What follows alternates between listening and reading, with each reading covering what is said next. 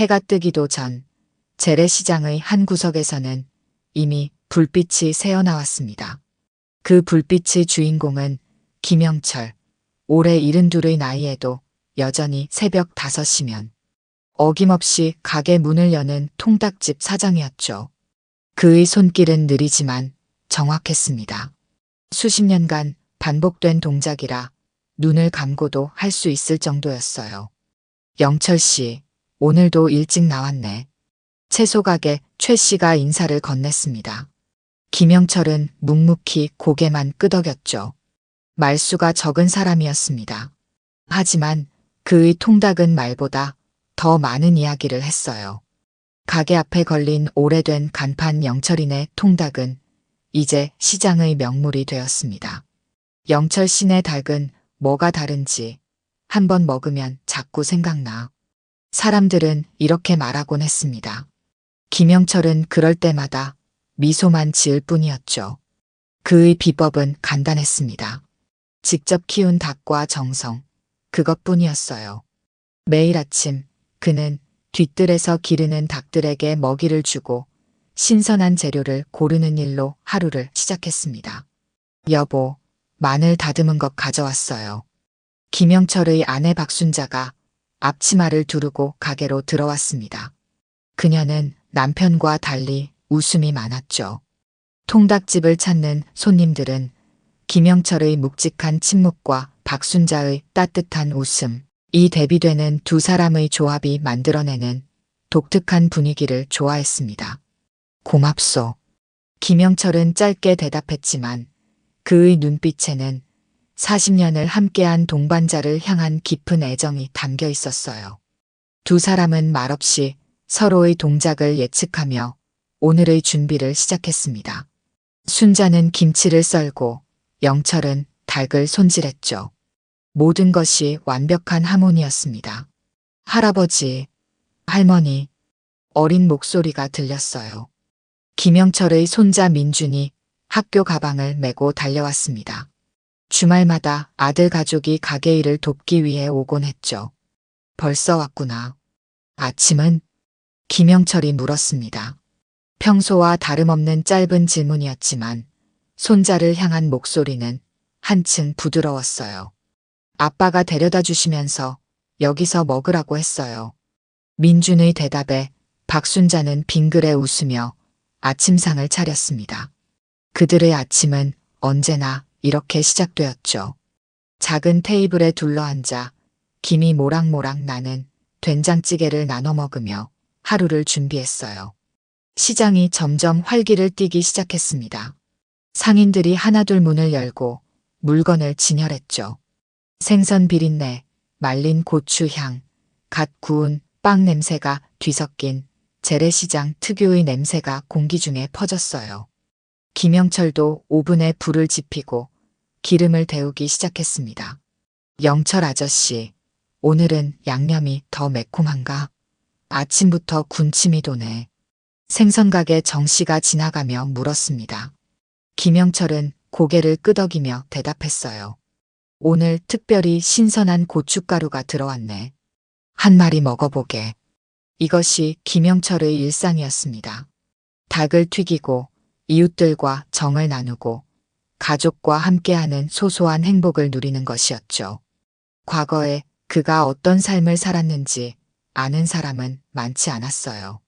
다만 가끔 그의 팔에 비친 단단한 근육이나 위급한 상황에서 보이는 날카로운 판단력이 평범한 노인이 아님을 살짝 내비칠 뿐이었습니다. 시장의 오후는 언제나 분주했어요. 오가는 사람들, 흥정하는 소리, 웃음소리가 시장을 가득 채웠습니다. 김영철의 통닭집 앞에도 손님들이 줄을 섰죠. 어머니 손을 잡은 아이들은 바삭한 닭껍질을 기대하며 초롱초롱한 눈빛으로 기다렸습니다. 영철 씨, 이번 주말에 우리 손주 돌잔치인데 통닭 20마리 준비해 줄 수 있어요? 우리 시장 사람들 다 초대했거든. 과일가게 김씨가 물었습니다. 김영철은 고개를 끄덕이며 수첩에 적었죠. 이렇게 그의 닭은 시장 사람들의 크고 작은 행사에 빠지지 않는 주인공이었습니다. 하지만 해가 저물기 시작하자 시장의 분위기가 미묘하게 변했어요. 또 왔네. 저 새끼들. 누군가 작게 중얼거렸습니다. 김영철은 고개를 들어 시장 입구를 바라봤어요. 검은 바지에 검은 셔츠를 입은 3명의 남자가 느릿느릿 걸어오고 있었습니다. 그들의 등장에 시장의 분위기가 순식간에 얼어붙었죠. 웃음소리가 사라지고 흥정하던 목소리도 작아졌어요. 철룡파라 불리는 이들은 몇 달 전부터 시장에 나타나기 시작했습니다. 처음에는 단순히 보호비라는 명목으로 약간의 돈을 요구했죠. 하지만 시간이 지날수록 그 금액은 커졌고 상인들을 대하는 태도는 점점 거칠어졌습니다. 영철 씨, 저 사람들 어떡하면 좋을까요? 지난주에는 과일 가게 최 씨가 돈이 없다고 했더니 과일들을 다 망가뜨리고 갔다던데. 옆 가게 주인이 걱정스러운 눈빛으로 물었습니다. 김영철은 대답 없이 닭을 튀기는데 집중했어요. 지금까지 철룡파는 김영철의 가게는 건드리지 않았습니다. 아마도 노인이 운영하는 작은 통닭집이 큰 돈이 될 것 같지 않아서였겠죠. 김영철의 손이 잠시 닭을 손질하다 멈췄습니다. 그의 눈은 천천히 거리를 걷는 검은 옷의 남자들을 쫓았어요. 평소의 부드러운 눈빛이 순간 날카롭게 변했죠. 마치 오래전부터 예상했던 일이 드디어 다가오고 있다는 듯한 담담함이 느껴졌습니다. 괜찮을 거요. 걱정 말게. 김영철은 짧게 대답했어요. 그의 목소리에는 묘한 확신이 담겨 있었습니다. 김영철의 손은 다시 움직이기 시작했죠. 하지만 그의 손길에서는 조금 전까지 없던 날카로운 힘이 느껴졌습니다. 그날도 김영철의 통닭집은 맛있는 닭 냄새로 가득 찼습니다. 손님들이 오고 가며 웃음꽃을 피웠죠. 하지만 김영철의 눈은 시장 골목 사이사이를 서성이는 검은 옷의 남자들을 놓치지 않고 있었어요. 곧 다가올 폭풍우를 예감하는 노련한 선장처럼 김영철은 조용히 지켜보고 있었습니다. 비가 내리던 목요일 오후 시장은 평소보다 한산했습니다. 김영철은 그날 들어온 닭을 손질하고 있었어요. 빗소리와 닭을 손질하는 칼소리만이 가게에 울려 퍼졌죠. 평소라면 이런 날에도 단골 손님 몇몇은 찾아왔을 텐데 이상하게 아무도 보이지 않았습니다. 여보, 오늘은 왜 이렇게 손님이 없지? 박순자가 의아해하며 물었어요. 김영철은 고개를 살짝 들어 시장 입구를 바라봤습니다. 희미하게 검은 옷을 입은 남자들이 시장 상인들과 이야기하는 모습이 보였죠. 비가 많이 와서 그럴 거요. 김영철은 평소처럼 짧게 대답했지만 그의 눈빛은 달랐습니다. 무언가 일이 벌어지고 있음을 직감했어요. 저녁이 되자 비는 더 거세게 내렸습니다. 김영철이 막 가게 문을 닫으려는 순간 시장의 분위기가 소란스러워졌어요. 철룡파 조직원들이 시장 곳곳을 돌아다니며 상인들을 괴롭히고 있었습니다. 이번 달부터는 보호비가 2배야. 알겠어? 못 내면 가게는 없어. 이해됐지? 젊은 깡패가 과일 가게 주인에게 윽박지르는 소리가 들렸습니다. 이제 그들은 단순히 돈을 요구하는 것을 넘어 노골적인 위협을 가하기 시작했어요. 돈이 어디 있어요? 장사도 잘 안 되는데. 과일 가게 주인의 떨리는 목소리가 들렸습니다. 다음 순간 쨍그랑 하는 소리와 함께 과일들이 바닥에 떨어지는 소리가 났죠. 김영철은 눈을 감았습니다. 깊은 숨을 내쉬며 참고 있었어요. 여보, 괜찮아요?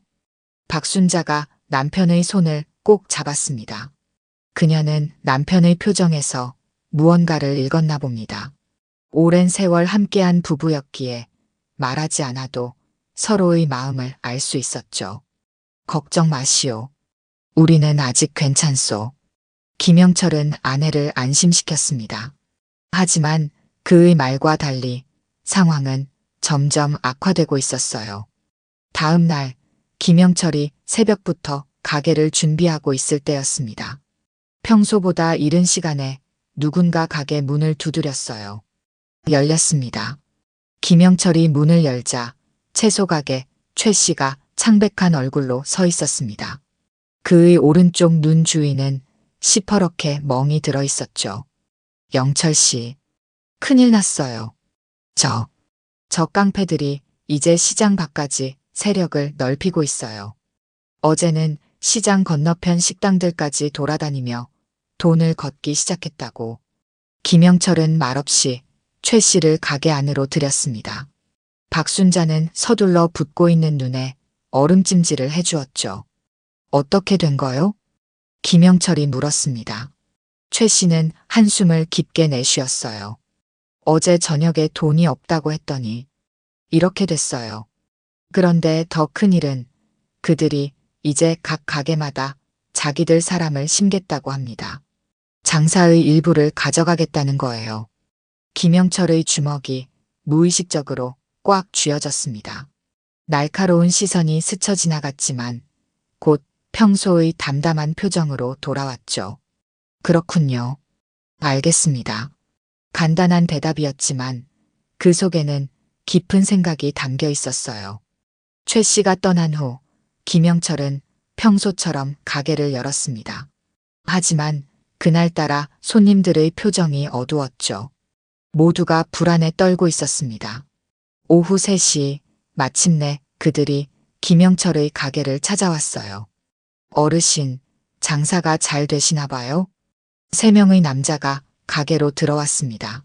선두에 선 남자는 30살 정도로 보였고 얼굴에는 흉터가 있었죠. 그의 뒤로 2명의 건장한 남자가 따라왔습니다. 무엇을 도와드릴까요? 김영철은 평소와 다름없는 목소리로 물었어요. 마치 그들이 평범한 손님인 것처럼 대했습니다. 에이, 어르신. 모르는 척 하시네. 우리가 누군지 아실 텐데. 흉터 남자가 비웃듯 말했습니다. 그는 주변을 둘러보더니 닭을 튀기는 기름 위에 손을 가져갔어요. 뜨거운 기름 바로 위에서 손을 흔들며 위협했습니다. 이 동네에서 장사하려면 우리 철룡파의 허락이 필요하다는 거 다들 알고 계시죠? 여기 어르신도 이제부터는 매달 보호비를 내셔야 해요. 김영철은 담담하게 대답했습니다. 보호비요? 보호는 경찰이 해주는 것 아닌가요? 그의 대답에 흉터 남자의 표정이 굳어졌습니다. 그가 갑자기 손을 뻗어 선반 위의 그릇들을 바닥에 쓸어버렸어요.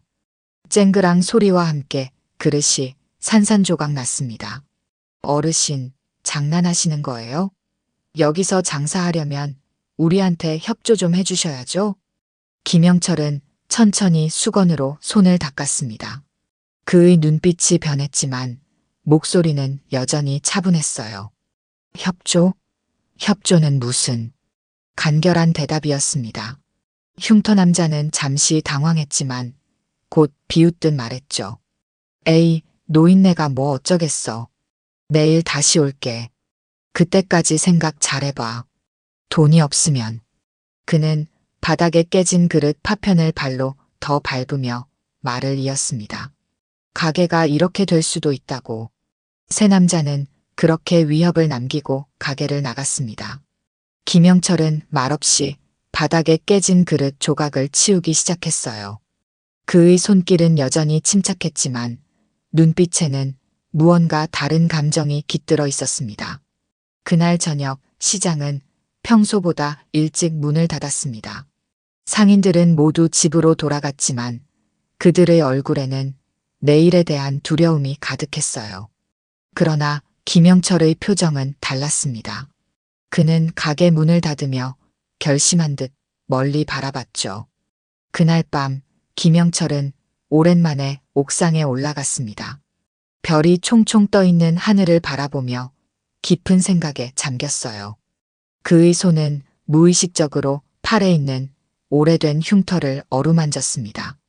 그 흉터는 오래전 그가 누구였는지를 말해주는 증거였죠. 오랜만이구나. 김영철은 작게 중얼거렸습니다. 마치 오래된 친구를 만난 것처럼 말이었어요. 그의 눈빛이 별빛 아래서 반짝였습니다. 그것은 더 이상 노인의 눈빛이 아니었습니다. 그것은 한때 가장 위험한 임무를 수행했던 사람의 눈빛이었죠. 시장 건너편에서는 철룡파 조직원들이 시끄럽게 술을 마시고 있었습니다. 그들은 오늘 자신들이 어떤 사람을 건드렸는지 전혀 알지 못했어요. 김영철은 그들을 바라보며 조용히 미소 지었습니다. 그것은 오래전 전장에서 보였던 미소, 위험을 앞두고 보이는 그런 종류의 미소였죠. 깡패들의 방문 이후 그날 밤 김영철은 침대에 누워 천장을 바라보았습니다. 옆에서는 박순자가 불안한 듯 뒤척이고 있었어요. 여보, 내일 어떻게 할 거예요? 저 사람들이 또 올 텐데. 박순자의 목소리에는 걱정이 가득했습니다. 김영철은 아내의 손을 살며시 잡았죠. 걱정 마시오. 내가 해결할 방법이 있소. 김영철의 목소리는 평소와 달리 단단했습니다. 마치 오래전 그가 가졌던 목소리 같았어요. 박순자는 남편의 얼굴을 바라봤습니다. 40년을 함께한 남편이었지만 지금 그의 표정은 오래전에 잠시 보았던 것과 같았죠. 설마 당신, 박순자가 놀라 물었습니다. 그때처럼 하려는 건 아니죠? 김영철은 대답 대신 천천히 일어나 옷장으로 향했습니다. 가장 안쪽, 아무도 손대지 않는 곳에서 낡은 나무 상자를 꺼냈어요. 상자는 오래되었지만 관리가 잘 되어 있었습니다. 김영철은 상자를 열었고 그 안에는 낡은 군복과 몇 가지 소지품이 놓여 있었어요.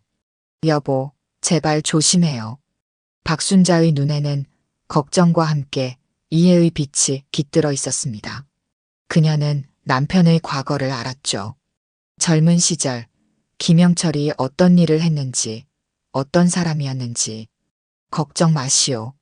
이번에는 목숨 걸고 하는 일이 아니니까. 김영철은 웃으며 말했지만 그 웃음 뒤에는 단단한 결의가 숨어 있었습니다. 그는 상자에서 낡은 수첩을 꺼내 넘겨봤어요. 오래전 특수부대에서 훈련받은 기술들이 기록되어 있었죠. 아직 몸이 기억하고 있을까? 김영철은 천천히 몸을 풀기 시작했습니다. 나이든 몸이었지만 근육은 여전히 단단했어요.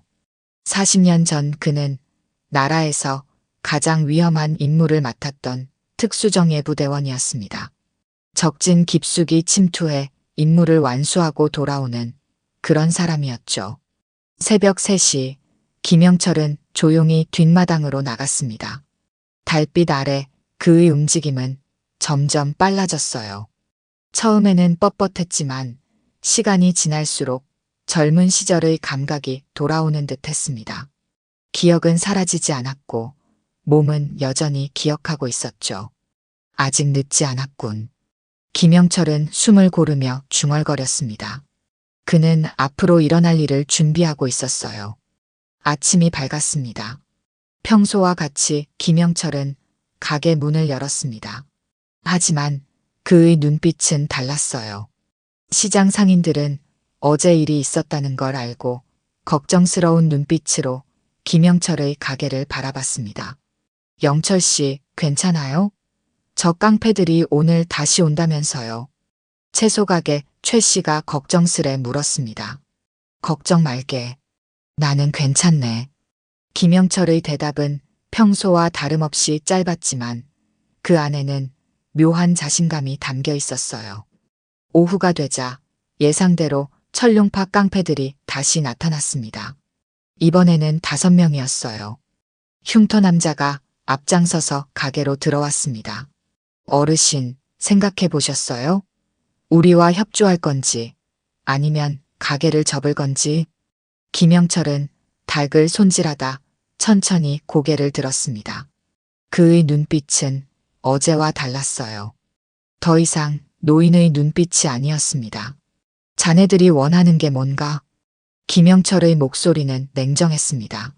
흉터 남자는 비웃었어요. 돈이죠, 늙은이. 매달 수익의 30%와 이 가게의 일부 소유권. 그리고 우리 사람 한 명을 여기 심어야 해요. 김영철은 칼을 내려놓고 천천히 앞으로 나왔습니다. 그의 발걸음에는 힘이 있었어요. 그건 안 되겠네. 단호한 거절이었습니다.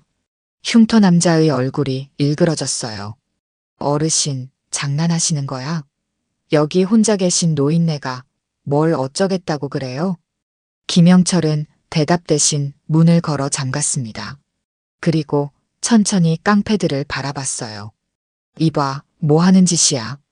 흉터 남자가 소리쳤지만 이미 늦었습니다. 김영철의 눈빛이 변했어요. 그것은 전장에서만 볼 수 있는 눈빛이었습니다. 가게 안의 공기가 팽팽하게 달아올랐습니다.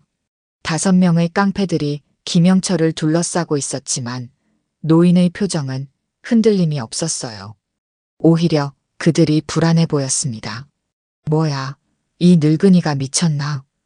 흉터 남자가 주먹을 불끈 쥐며 앞으로 나섰습니다. 우리가 누군지 알고 이러는 거야? 김영철은 대답 대신 부엌으로 걸어갔습니다. 그의 걸음걸이는 느렸지만 그 안에는 위협이 느껴졌어요. 깡패들은 서로를 바라보며 머뭇거렸습니다. 저 영감 뭐 하는 거야? 잡아. 흉터 남자가 소리치자 2명의 깡패가 김영철에게 달려들었습니다. 그러나 다음 순간 그들은 바닥에 쓰러져 있었어요. 김영철은 단 한 번의 움직임으로 2 사람을 제압했습니다. 깡패들의 눈이 크게 떠졌어요. 이게 어떻게? 흉터 남자의 목소리가 떨렸습니다. 너희들 뭐 하는 거야?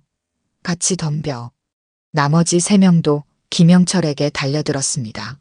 하지만 결과는 같았어요. 김영철의 움직임은 예측할 수 없을 만큼 빨랐고 한 번의 타격은 정확했습니다.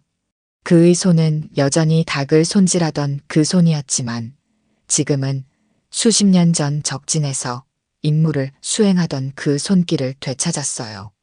너 도대체 누구야? 마지막까지 서 있던 흉터 남자가 물었습니다. 김영철은 처음으로 미소를 지었어요. 그냥 통닭집 주인일 뿐이네. 김영철은 깡패들의 휴대폰을 모두 빼앗고 문을 열어 그들을 내보냈습니다. 다시는 이 시장에 얼씬거리지 말게. 알겠나? 하지만 물러날 깡패들이 아니었습니다. 그날 밤 철룡파는 대규모로 시장을 습격했어요. 가게들이 유리창이 박살나고 물건들이 엉망이 되었습니다. 김영철의 통닭집도 예외는 아니었죠. 한밤중에 요란한 소리와 함께 가게 앞 유리가 깨졌어요. 여보, 저게 뭐예요? 박순자가 놀라 일어났습니다. 김영철은 침착하게 일어나 옷을 입었습니다. 아내, 경찰은 부르지 말아요. 하지만 여보, 박순자가 걱정스럽게 물었습니다. 이건 너무 위험해요. 당신 혼자서는. 김영철은 아내의 손을 잡았습니다. 걱정 마시오.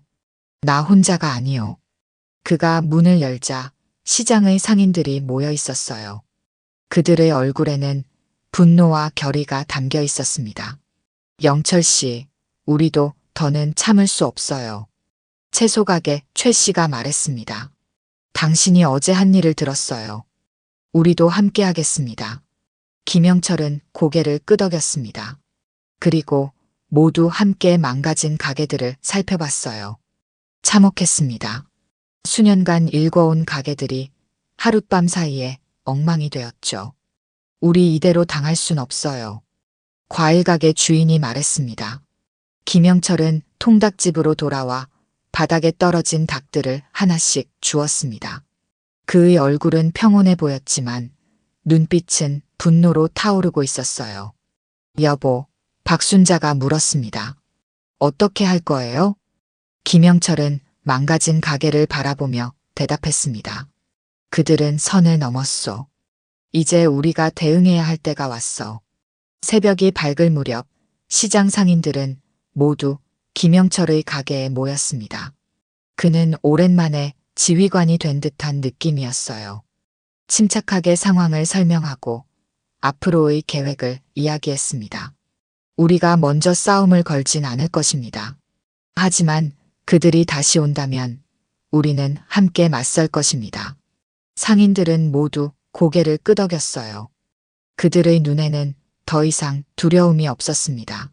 오히려 오랜 압박에서 벗어나고자 하는 결의가 담겨 있었죠. 김영철은 이제 단순한 통닭집 주인이 아니었습니다. 그는 다시 한번 지휘관이 되어 전투를 준비하고 있었어요. 낡은 군복을 꺼내 입진 않았지만 그의 마음가짐은 이미 전장에 서 있었습니다. 다음 날 아침 시장은 평소와 다른 분위기였습니다. 상인들은 망가진 가게들을 묵묵히 청소하고 있었어요. 하지만 그들의 눈빛은 달랐습니다. 두려움 대신 결의가 담겨 있었죠. 김영철은 새벽부터 가게를 정리했습니다. 깨진 유리창, 망가진 테이블, 바닥에 흩어진 물건들 사이에서 그는 차분히 일했어요. 박순자가 걱정스러운 눈빛으로 남편을 바라봤습니다. 여보, 정말 괜찮아요? 김영철은 고개를 끄덕였습니다. 괜찮소. 오늘은 평소처럼 장사를 하게. 그의 말대로 통닭집은 문을 열었습니다. 망가진 모습 그대로였지만 김영철은 여전히 닭을 튀기고 있었어요. 같은 시간 시장의 다른 가게들도 하나둘씩 문을 열었습니다. 정오가 되자 검은 승용차 세대가 시장 입구에 멈춰 섰습니다. 차에서 내린 사람들은 10명이 넘었어요. 그들의 선두에는 큰 덩치의 남자가 있었습니다.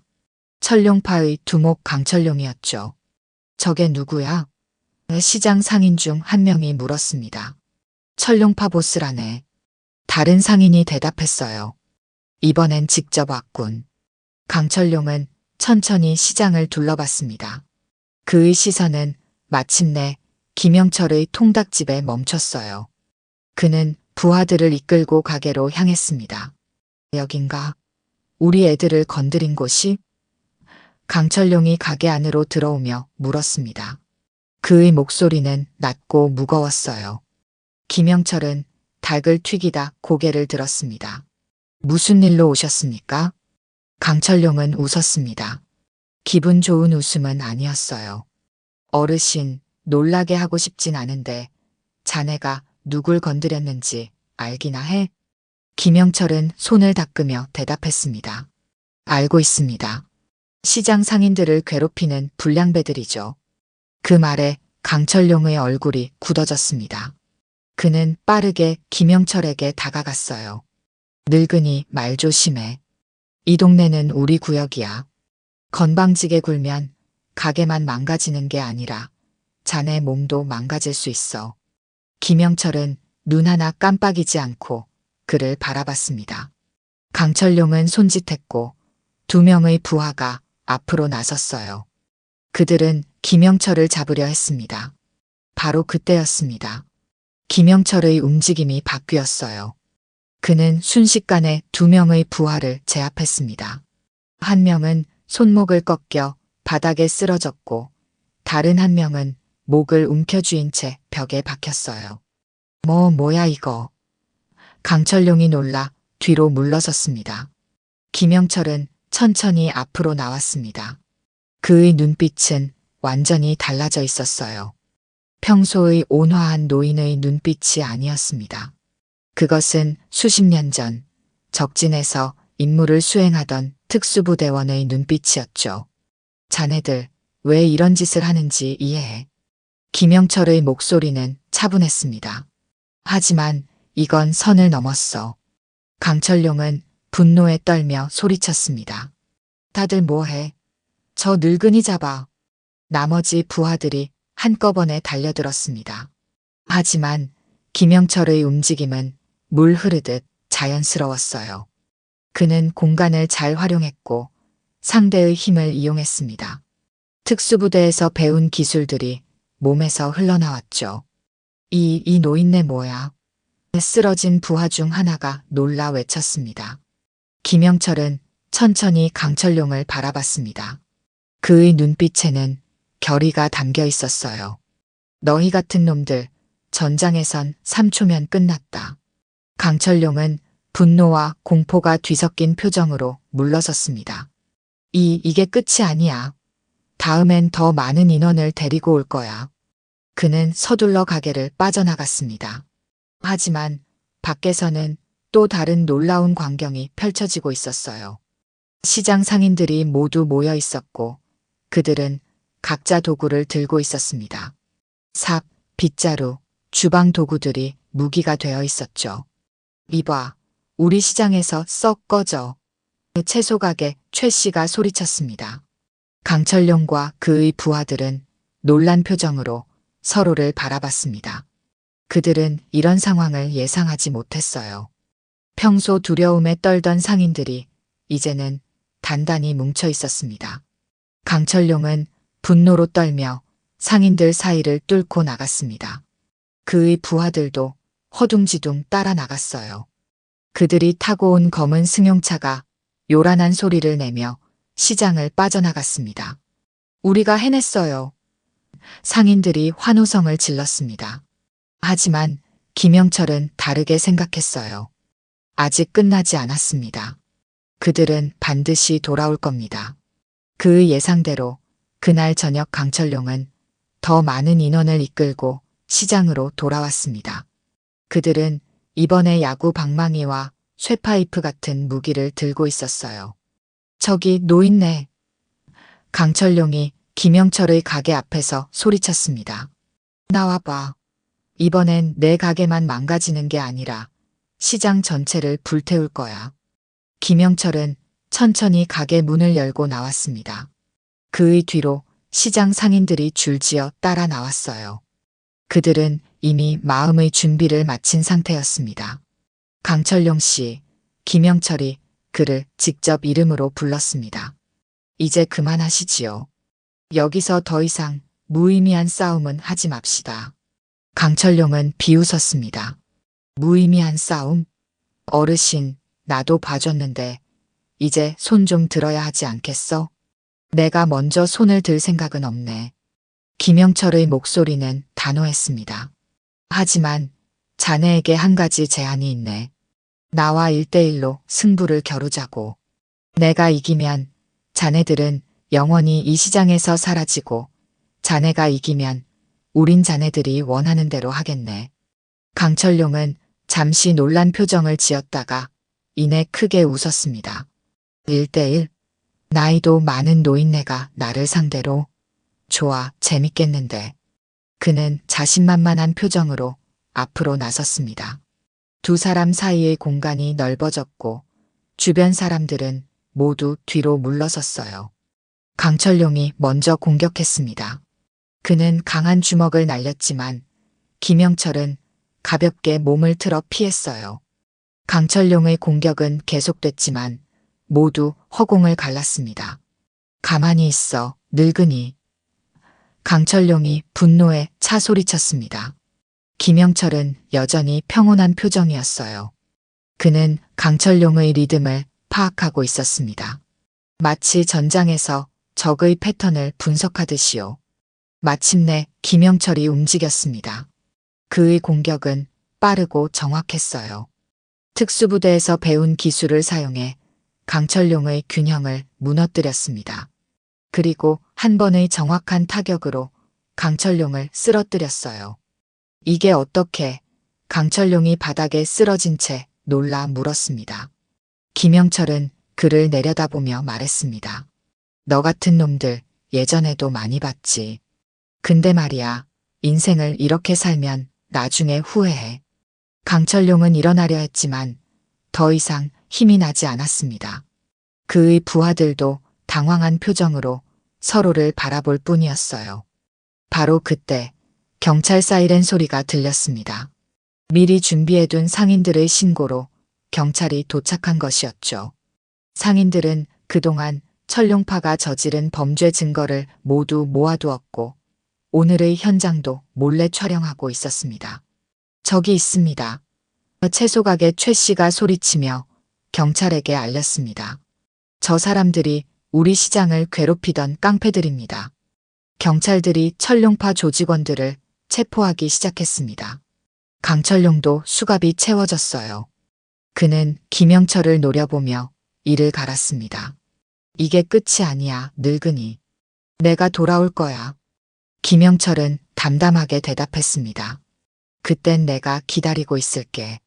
경찰이 모든 조직원을 연행한 후 시장에는 평화가 찾아왔습니다. 상인들은 서로를 껴안으며 기뻐했어요. 그들은 마침내 자유를 되찾은 것이었습니다. 김영철은 조용히 가게로 돌아갔습니다. 박순자가 걱정스러운 얼굴로 기다리고 있었어요. 다 끝났어요? 그녀가 물었습니다. 김영철은 고개를 끄덕였습니다. 이제 진짜 끝났소. 한 달이 지났습니다. 재래시장은 다시 활기를 되찾았어요. 상인들의 얼굴에는 웃음이 돌아왔고 손님들도 늘어났습니다. 철룡파가 사라진 후 시장은 마치 새로운 숨을 얻은 것 같았죠. 김영철의 통닭집 앞에는 여전히 손님들이 줄을 서 있었습니다. 하지만 이제 그들은 단순히 맛있는 닭을 먹기 위해서만 오는 것이 아니었어요. 많은 사람들이 김영철을 직접 보기 위해 찾아왔습니다. 깡패를 물리친 통닭집 할아버지라는 소문이 퍼진 것이었죠. 영철 씨, 신문사에서 또 취재 요청이 왔어요. 채소가게 최 씨가 웃으며 말했습니다. 김영철은 고개를 저었습니다. 관심 없네. 그냥 닭이나 튀기고 싶어. 그의 바람과는 달리 김영철의 이야기는 빠르게 퍼져나갔습니다. 특수부대 출신의 노인이 시장을 구했다는 이야기는 사람들에게 희망과 용기를 주었어요. 특히 다른 지역의 상인들도 용기를 얻어 불법 세력에 맞서기 시작했다는 소식이 들려왔습니다. 여보, 손님이 또 많네요. 박순자가 바쁘게 움직이며 말했습니다. 김영철은 묵묵히 닭을 튀기고 있었어요. 그의 손길은 여전히 정확했고 눈빛은 평온했습니다. 특수부대원의 날카로운 시선은 다시 따뜻한 노인의 눈빛으로 돌아왔죠. 할아버지, 저 팬이에요. 어린 소년이 김영철에게 다가와 말했습니다. 할아버지처럼 멋진 어른이 될 거예요. 김영철은 미소를 지었습니다. 그는 아이의 머리를 살며시 쓰다듬었어요. 그저 옳은 일을 하렴. 그게 가장 중요하단다. 시장 상인들은 감사의 마음을 전하기 위해 작은 파티를 열었습니다. 그들은 김영철의 가게 앞에 테이블을 펴고 각자 준비한 음식을 나눠 먹었어요. 웃음소리가 시장 전체에 울려 퍼졌습니다. 영철 씨 덕분에 우리 모두 평화를 찾았어요. 과일 가게 주인이 건배를 제안했습니다. 영철 씨 건강을 위해 모두가 잔을 들어 올렸지만 김영철은 쑥스러워했어요. 그는 늘 묵묵히 자신의 일을 하는 사람이었고 이런 관심이 익숙하지 않았습니다. 다들 과찬이요. 나는 그저 내 가게와 우리 시장을 지키고 싶었을 뿐이요. 파티가 끝나고 김영철은 혼자 가게를 정리했습니다. 그때 경찰서에서 연락이 왔어요.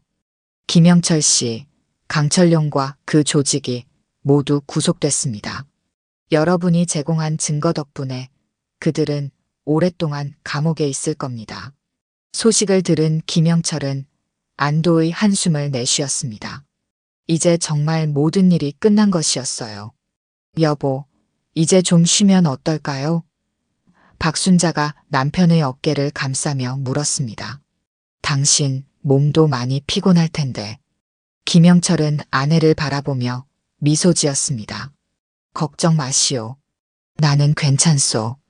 이제 다시 평범한 일상으로 돌아갈 시간이오. 그날 저녁 김영철은 평소처럼 닭을 손질했습니다.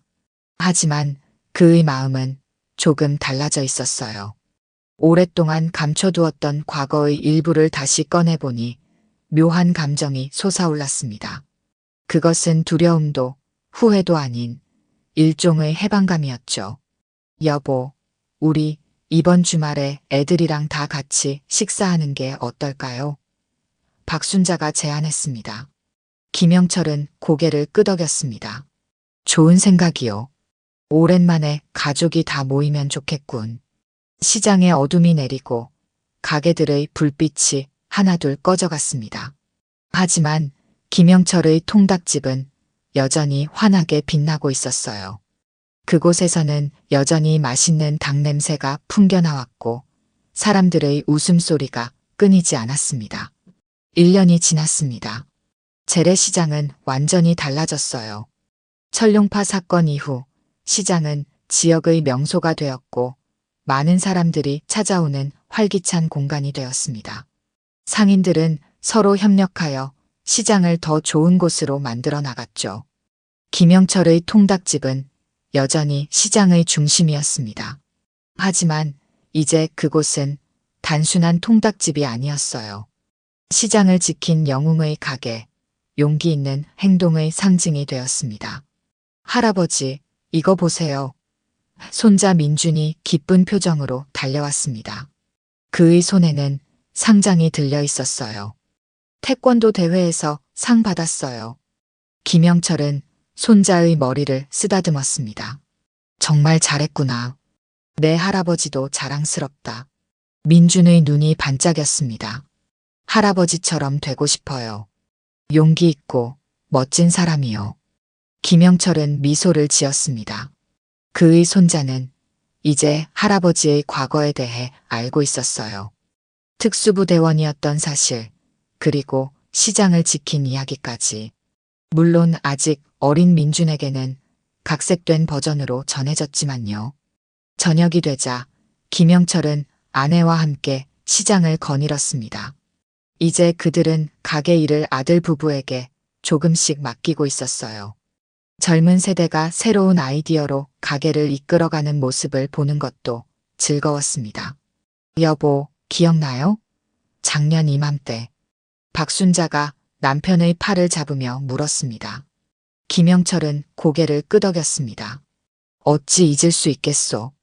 우리 모두에게 큰 변화의 시간이었지. 그들은 시장 끝에 있는 작은 벤치에 앉았습니다. 석양이 시장 위로 붉게 물들고 있었어요. 멀리서 아이들의 웃음소리가 들려왔습니다. 여보, 후회는 없어요? 박순자가 물었습니다. 그때 그렇게 했던 것, 과거를 다시 끄집어냈던 것. 김영철은 잠시 생각에 잠겼습니다. 그리고 천천히 대답했어요. 후회는 없소. 오히려 다행이라고 생각하네. 내가 가진 능력으로 우리 시장과 사람들을 지킬 수 있어서. 김영철은 하늘을 바라봤습니다.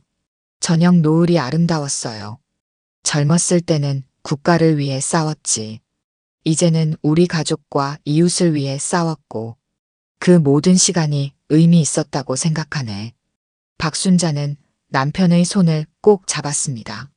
40년을 함께한 동반자였지만 지난 1년 동안 그녀는 남편의 새로운 모습을 발견했어요. 아니, 잊고 있었던 옛 모습을 다시 본 것인지도 몰랐습니다. 당신, 이제 좀 쉬어도 되지 않겠어? 박순자가 걱정스럽게 물었습니다. 김영철은 미소를 지었습니다. 아직은 튀길 닭이 많아. 그의 대답에 박순자는 웃음을 터뜨렸습니다. 김영철도 따라 웃었어요. 두 사람의 웃음소리가 시장에 울려 퍼졌습니다. 다음 날 아침, 김영철은 여전히 새벽 5시에 일어났습니다. 그는 조용히 옷을 입고 가게로 향했어요. 시장은 아직 고요했지만 곧 사람들의 발걸음으로 채워질 것이었습니다. 김영철은 닭장으로 가서 닭들에게 먹이를 주었습니다. 그리고 가게 문을 열고 오븐에 불을 지폈어요. 모든 것이 평소와 같았지만 그의 마음은 더 가벼워진 것 같았습니다. 창밖으로 해가 떠오르기 시작했습니다. 새로운 하루의 시작이었어요. 김영철은 평온한 표정으로 일상을 이어갔습니다. 그의 삶은 계속되고 있었고 그것은 충분히 아름다웠습니다. 오늘 들려드린 이야기가 여러분의 마음에 작은 울림이 되었기를 바랍니다. 이야기가 좋으셨다면 좋아요와 구독 부탁드려요. 다음 사연을 들려드리는데 큰 힘이 된답니다. 그리고 여러분의 이야기도 댓글로 들려주세요. 다음 이야기 때 또 뵙겠습니다.